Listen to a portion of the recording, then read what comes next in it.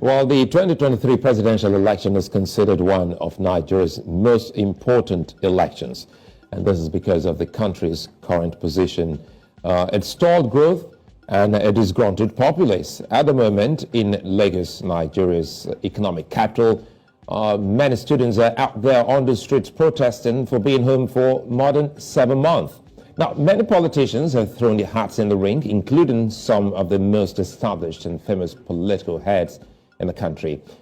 There are outsiders, the dark horses for the race, and these are people who also have declared their ambition to become president. While the road to Aso Rock is undeniably difficult to ply, these candidates are not leaving the fight for another day. The third force in Nigeria has grown and is still growing, and political parties like the AAC, that's the African Action Congress, are at the forefront. My guest on VSA today is one of Nigeria's most vocal politicians and activists, and is vying to become the country's president. Welcome to VSA. I'm Sulaiman.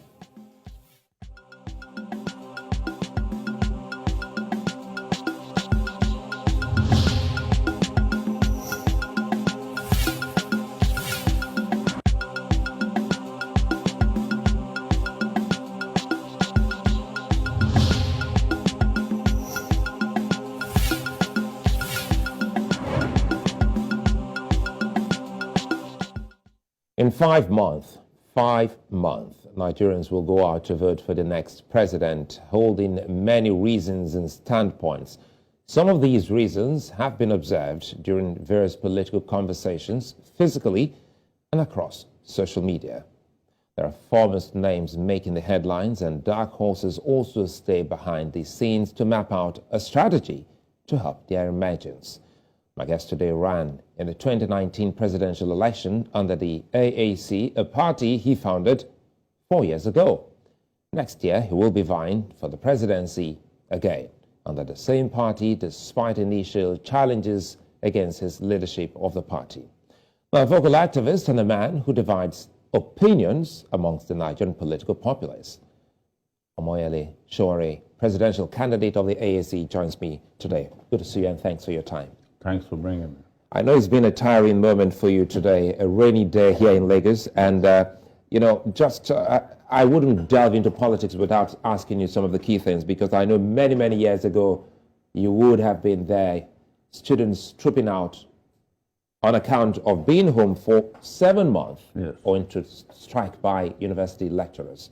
Tell us how this, or what this means for you. Well, it's for me a reminder of what I went through in the university system in the 90s. I spent 6 years studying a 4-year course. 6? Yes. And part of it was the closure of our universities due to ASU strike. But our biggest problems in those days were student demonstrations that led to violent clashes with the military, and they would close down the schools. So we were expelled as student leaders. So on 2 occasions, I was expelled from the university.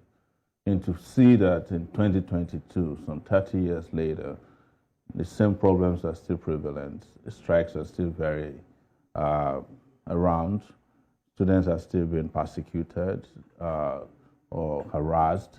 And that Nigerian nation has not come to terms with the need to fund education. We're talking about university students today who have been home for 7 months, going to 8. We're not talking yet about little kids, 20 million of them who are out of school. Yeah, the out of school children. So that's even worse because there are only 1.7 or so university students. So there are 20 million kids out of primary and secondary school system, and nobody's talking about them. And the government of Nigeria doesn't seem to care. And this is a country in which today businessmen had their biggest corporate welfare break. 16 trillion naira has been allocated to Dangote and a few companies, and ASU is only looking for about 1.2 trillion naira in terms of allocation to higher education so that they can go back to work. Nobody cares about them, but the same cares about corporations and individuals who are already doing well, making the system. You know, sure, how difficult it is for anyone to understand, because when you talk about the amount, it's not coming to the pockets of the teachers. No, it's for It's for the good of the country ultimately. Yes. So how difficult it is for someone to understand that this is about the country? I think part of the way to look at it is that most Nigerian leaders in the last 30 years, or since 1999, except two, have never been to the four walls of the university. So it's difficult for them to really understand what it means to be a university student in the first place and what is needed to keep universities open. So we keep talking about the quality of Nigerian education system, tertiary education, but that's the same system that's just donated 8,000 doctors to the UK, Canada, and US after COVID. So there must be something we're doing right here that must be continued. We cannot ignore education. Education is so important for a country that has 200 million people and that wants to break through in a modern world where education and technology is a watchword for progress and development. You know, I had spoken to you earlier and we said something about NANS, the student body. So what we're seeing today, is it enough for us to say too late or still very much in order? Well, you know, it's never too late. I participated today. Oh, you did? Yes. I took, I walked into the rain when I ran into the traffic to the airport and walked for about 2 miles to get to the students, and I was able to talk to them. I also spoke to the police not to try anything funny, to let them know that we are watching from outside. So it's encouraging what NANS did today. It's what I was talking about in your show, that in our times, we would have shut down everywhere and this strike would have been resolved more quickly. And if this continues, I guess more students will join, parents will join, everybody will join. Before you know it, the police might join in. With what I saw today, you can't trust the police, but they were well behaved as far as I'm concerned today, and very civil in dealing with the student protest, because it was a peaceful protest. So it's great to see NANS coming back on track in terms of fighting for students' rights. So that was very encouraging today. Now, I know we'll go into your presidential aspiration to talk more about some of the key things that you feel will make up your campaigns when the campaigns officially start. But again, quickly here, your journey so far into politics. You know, when people see Sowore first from activism to journalism, and now he's a politician, let us in on this battle of winning the soul of your party, which was hijacked after the 2019 election. You know, we, after the 2019 election, we decided as a party not to just let the end of the election be the end of our own political activities, because we knew that elections were not legit, they were not free and fair. And we decided that we would engage in protests. And that was how we started Revolution Now. It was a party that declared Revolution Now. And eventually, I was arrested and detained. And while I was in detention, they completed the plan they had started while I was in the US to hijack the party. And while I was in detention, they went and had a kangaroo convention, claimed they had changed the chairman of the party. But when I got out of detention, I issued a lawsuit to counter what they obtained at the Federal High Court, at the Court of Appeal. But because of the fact that the justice system in Nigeria can be very frustrating in terms of delays and unnecessary technical issues introduced to delay justice, it took us 3 years before we could get judgment. So it wasn't until June the 2nd this year that a pronouncement was made that the lower court was wrong to have intervened in party affairs. It was an internal affair of the party and discussed, and we were restored, and INEC started acting immediately. So we had to go immediately to do primary elections for all the positions. At this point, we presented over 200 candidates for different positions, running as governors, senators, House of Rep. Within such a short time, one thing we kept doing while they claimed the party was not with us was to keep running political activities across the country. So we participated in elections where they let us participate. So the party remained firmly rooted with the grassroots and had members doing what they need to do. So when This judgment came in our favor. It wasn't difficult at all to get back to work.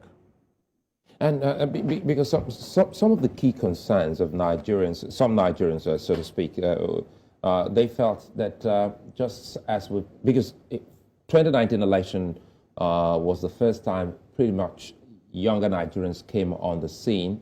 You're one of them, and they disappeared. And people had actually thought that Sowore too had disappeared, only for us to see that he's truly on the ballot.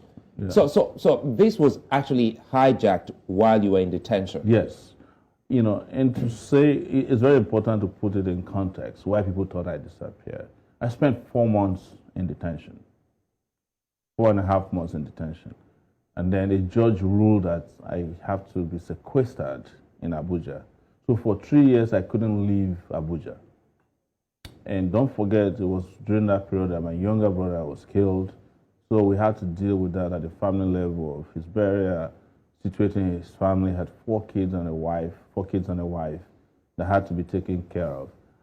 So I was kept busy. And in the process, I got rearrested again.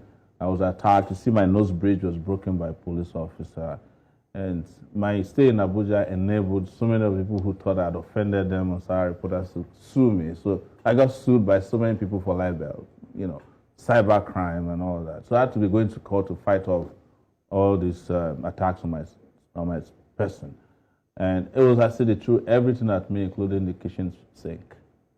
Because now we're on television, you know, sometimes you read some things in the papers, and sometimes for the Thomases, they have their doubts. Yes. And now you're before me, I can see the scar on your nose, because when the news broke then that, well, your nose was broken. I was shot at, you know, with a riot gun as well, you know, on my thigh. A police officer shot me at close range with a tear gas canister. And I had to be rushed to 2 hospitals before I could get treatment. It was pretty bad. My thigh was so swollen that it was almost twice the size of the original thigh. So these things were covered live in some instances. You don't want to count how many times my car was broken when I was attending Nnamdi Kanu's trial. And on one occasion, one guy brought a dagger and tried to stab me right in front of security agents. Have you bothered, you know, sorry to cut you here, have you bothered asking who wants me, you know, out? I think if anyone has done what I do, what I've been doing my entire life, 3 decades, you know, you have racked up enough enemies to stop wondering who's after you. But I know that what is central to it is the state, because I mostly focus on, you know, the state, Nigerian states, and its terroristic, you know, attitudes towards its citizens. So whichever way you look at it, they are the ones who are more interested in eliminating me. And the signs are all over the place. You know, I came across files even when I was in detention about things that are written about me when I was in my NYC in Yola in 1995. And these things were very clear that I'm one of the young people that is going to be problematic, and they should keep an eye on me, and if there's need for them to strike, they should. They had kept my name at the airport as far back as 1996 as a flight risk, as a dangerous person in the country. At that time, I was only 25 years. I had no job. I was just fighting for democracy alongside the likes of Falana, Gani Fawemi, Bekor, and some Kuti, Lisa Bakova, and several other student leaders of our time. So to find out that my name had been put at the airport since 1996, who can tell where else they put my name?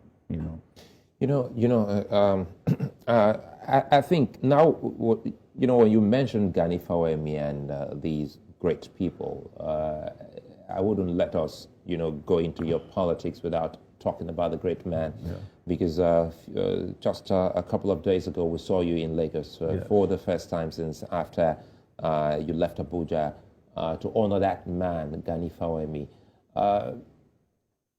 Pretty much hasn't been said about the man apart from people, you know, activists like you, Femi Falana, and the others.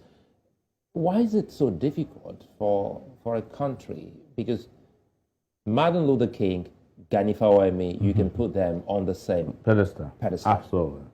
And he probably did more, considering that I read about Martin Luther King when I was in detention. And I found something very interesting about in his biography, that when he would get arrested, the president of the U.S. would call his wife and say, hey, please don't worry, we're trying to do something, he'll get out.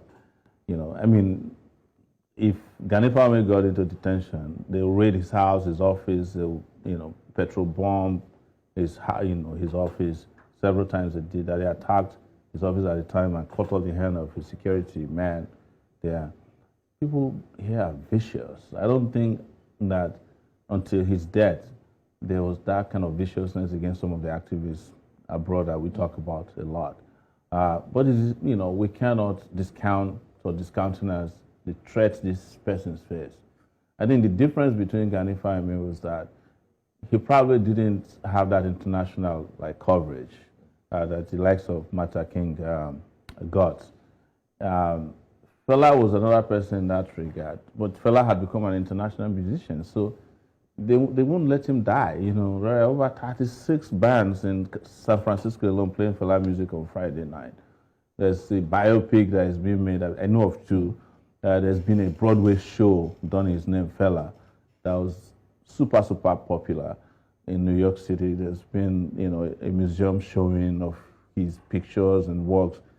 Nobody can forget Fela. I don't think Gani wasn't that lucky to be like that international activist, candidate, or civil rights fighter that could have been covered, accorded the same kind of recognition that Fela or Martin Luther King got, or Bob Marley, for instance. So that's the only problem but I think a lot of things will still happen with regards to Gani. I think books, I wish that he wrote even a small memo about himself. And I found out on the day we were at that memorial, which is 13th year of his death, that he was pleading that, God, if you can give me 6 more months, I would like to put down something that the world can say about my life. And that guy is powerfully packed in terms of his rich history of resistance. And I think one day a book or several books and a movie or documentary will be made about him. I know he used to carry a camera around in those days. I don't know if those films were properly preserved, but I know he's a super organized person. Yes. How's it been like, talking about Gani, talking about these people who get arrested, who fight? Because since after your incarceration, when was the last time you were with your children? Oh, I haven't seen my kids since July of 2019, physically. My wife sent in. Since 2019? Yes. July is when I left to come back to Nigeria, and that's when I got kidnapped in the middle of the night in my hotel in Ikeja and flown to Abuja. You still think that was a kidnap? Yes, that's how I see it, because it just came without arrest warrants. There's a video of it, the CCTV that captured how they came and just, swooped on me and took me away in the middle of the night to nowhere party. Nobody knew where I was taken until they obtained the CCTV. Was when they then confessed that I was in their custody. But one other thing that was instructive, and I haven't talked a lot about this, is I was flown in a small military jet, an Air Force jet, that I've been told has now crashed. Yes. And that keeps, because when we were flying out to Abuja, I was uncomfortable in that jet. It was a small jet, and it kept, just flailing, it would go up and down, and I was like, it's supposed to have 2 pilots, only one took us to Abuja. And it took an unnecessarily long time to get to Abuja. So something in me was saying that this jet has issues. I think it's one of the jets that either crashed on approach to Abuja, or maybe it's the one that killed the former chief of army staff. I don't know, but it's the same type of jet. So you can imagine that trauma of thinking, wow, that was the jet that brought me to Abuja. So Sowore, the man in politics today, you've written quite a number of things about politicians, power brokers in your publication with your team at Sahara Reporters, yeah. And now you're into politics. Now, at what point did you say, you know how they say it in Nigerian local parlance, I beg you, don't do. Let me go in. At what point did you say enough is enough? I'm going in. It was 2015 when I came to Nigeria underground and covered the Nigerian elections. And the 2015 elections? Yes. Nobody knew I was in Nigeria. I was staying underground. Even the hoteliers where I was staying didn't know who I was until the election was held. And Sahara Reporters was the first to report the election results. Way ahead of even INEC. And people were wondering where did we get the results from. But that's not the issue for today. I then went to Abuja and moved around. And after that, I came to cover the inauguration of Buhari. So I was actually there beside him. And one thing was shocking, that after the inauguration, Buhari just disappeared. And Jonathan had left. For the first time, for me and to me, there was nobody in charge of Nigeria. You know, we're looking for who to talk to, nobody. Even at the Eagle Square, dignitaries that came from outside the country had to find their way out of the place because, you know, all these area boys took over the scene. As soon as Buhari left, police had no instruction. There was no commander-in-chief of the armed forces. So I kept asking around, and somebody said something instructive to me, said, Buhari probably didn't know that he's the president of Nigeria at this point. He's probably gone to sleep. So it took about 2 days before they then appointed Femi Adesina and Garba Shehu to start talking about, you know, how they're going. And then it took 6 months before the government could put a cabinet together. And I started telling myself, you know, I've written so many stories. At that point, probably some 5,000 stories that I personally wrote. You know, I told myself that journalism by itself or alone cannot change society.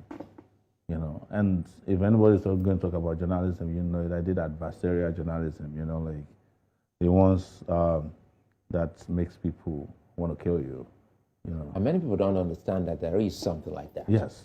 So, and I know they were after me, and I said to myself, I've done all these stories, and I just see a pattern of immunity against, you know, exposés, scandals. The politicians just got worse as we wrote more. I told myself, until and unless great people or good people get into government, you can write all you want. It's water off their backs. And that was the point at which I think I had my epiphany, because I used to hate politics, I never voted in my life until 2019. Never. I just didn't like the idea of, but that's why I'm very reluctant to be called a politician.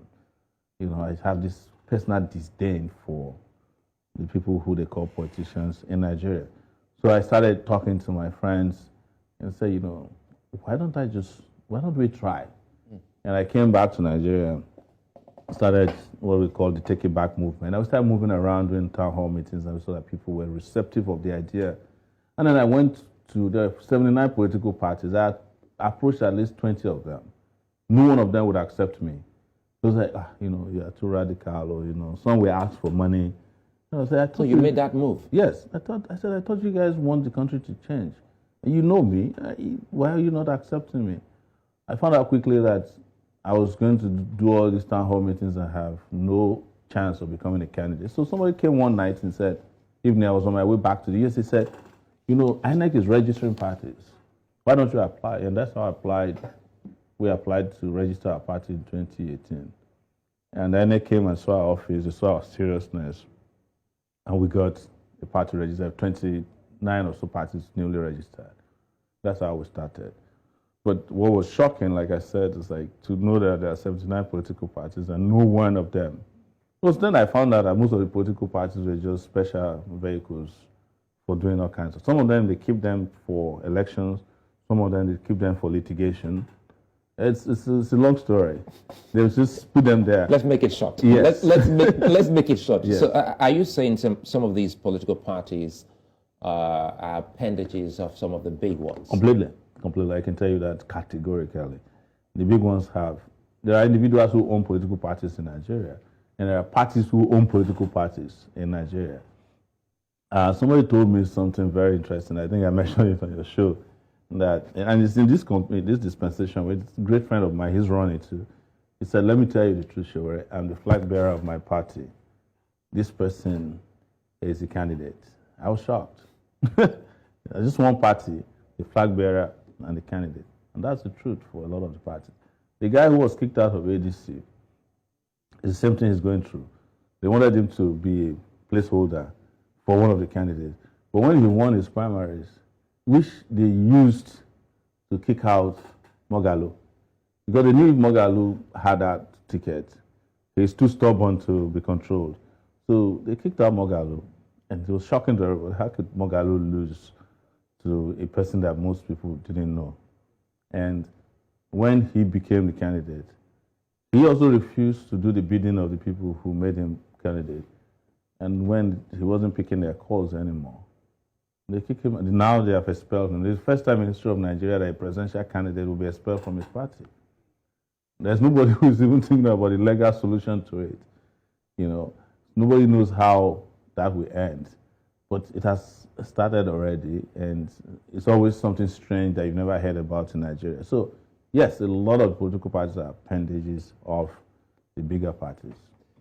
We'll take a moment. If you just joined us, you're watching VIC here, broadcasting live to 54 African countries and beyond. And our guest today is the presidential candidate for the AAC. When we come back, we'll be looking at what the AAC stands for and how prepared this party is for Nigeria's coming elections.